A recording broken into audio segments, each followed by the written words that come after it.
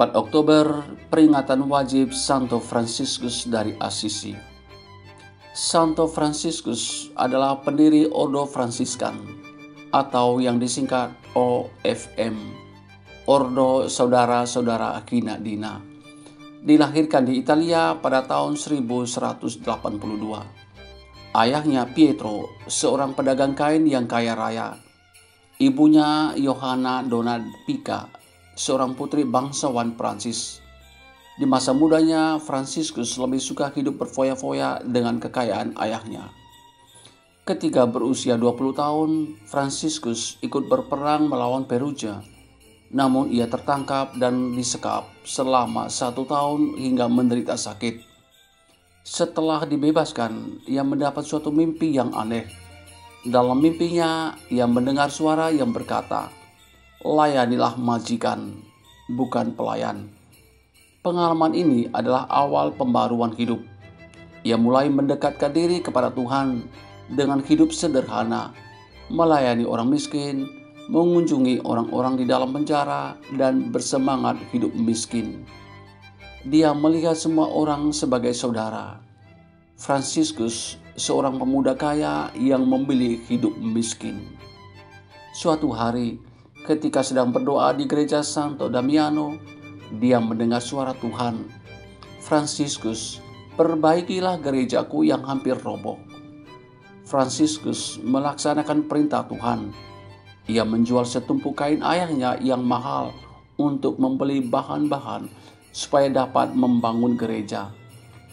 Pada tahun 1209, ia memperoleh restu dari Paus mendirikan Ordo Fransiskan yang mendasarkan hidup mereka pada kesederhanaan dan kemiskinan seperti sabda Yesus. "Jikalau engkau hendak sempurna, pergilah, jualah segala milikmu dan berikanlah itu kepada orang-orang miskin. Maka engkau akan beroleh harta di surga. Kemudian datanglah kemari dan ikutlah aku." Matius bab 19 ayat 21. Santo Fransiskus memiliki kisah-kisah hidup yang ajaib, seperti bisa berkomunikasi dengan binatang-binatang, dengan menyapa ataupun mengajak binatang-binatang dan makhluk lainnya untuk memuji dan bersyukur kepada Tuhan. Dia menghendaki manusia dan makhluk hidup lainnya serta alam semesta hidup damai. Fransiskus adalah pencinta damai dan lingkungan. Pandangan damai sejati Santo Fransiskus bersumber dari sabda bahagia. "Berbahagialah orang yang membawa damai, karena mereka akan disebut anak-anak Allah." Matius bab 5 ayat 9. Pada bulan September tahun 1224, ketika Fransiskus sedang bermeditasi, dia menerima stigmata atau luka-luka Yesus dan sering mengeluarkan darah. Ia sangat bersyukur menerima anugerah ilahi ini, namun ia berusaha menyembunyikannya dari penglihatan orang lain.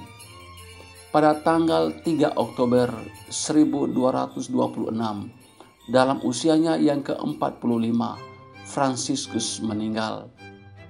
Pada tanggal 29 November 1975, Paus Yohanes Paulus II mengukuhkan Santo Fransiskus Assisi sebagai pelindung pemeliharaan kelestarian lingkungan hidup dan cinta damai. Apa yang bisa kita tiru dari Santo Fransiskus? Kesucian tidak tergantung pada status sosial dan harta. Kita dipanggil untuk hidup berdamai dengan alam semesta. Selamat merayakan peringatan wajib Santo Fransiskus dari Assisi.